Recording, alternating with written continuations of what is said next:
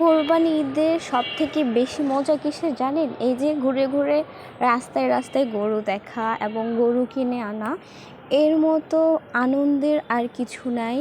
আর যেহেতু আমরা মেয়ে মানুষ হাটে ওইভাবে যেতে পারি না বা যাই না, আমার আব্বু কখনোই আমাদেরকে নেয়নি বা যাই না আমরাই।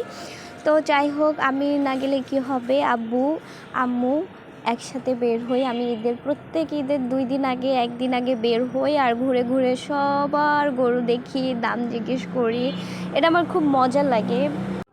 বিশেষ করে কোরবানিদের শপিং থেকেও গরু কেনার এক্সাইটমেন্টটা বেশি থাকে। যেমন রোজার ঈদে সবাই কি শপিং করবে সেটা নিয়ে এক্সাইটমেন্টে থাকে, আর রোজার ঈদে সব থেকে এক্সাইটমেন্ট থাকে যে গরু কবে কেনা হবে বা থেকে কেনা হবে, কেমন হবে।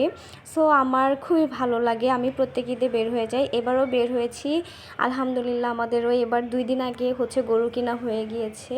আর এই যে এই গরুটা গিয়ে আমাদের আলহামদুলিল্লাহ যাই হয়েছে খুব সুন্দর হয়েছে। প্রত্যেকের কোরবানি ঈদের গরুগুলো অনেক সুন্দর হয়, আমি সবাইকেই বলি।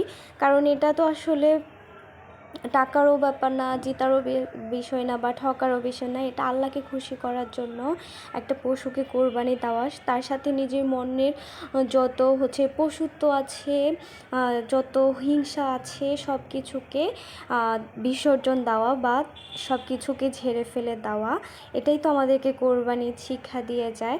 আর এটা আমাদের বাসার নিচের একটা গরু।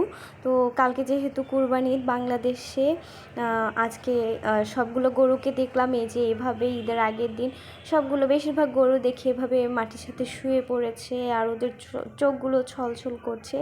আসলে এটা দেখে খুব মায়া হয়। আর এভাবেই তো মায়াকেও বিসর্জন দিয়ে কোরবানি দিতে হয়। তো এই তো সবাইকে অগ্রিম ঈদ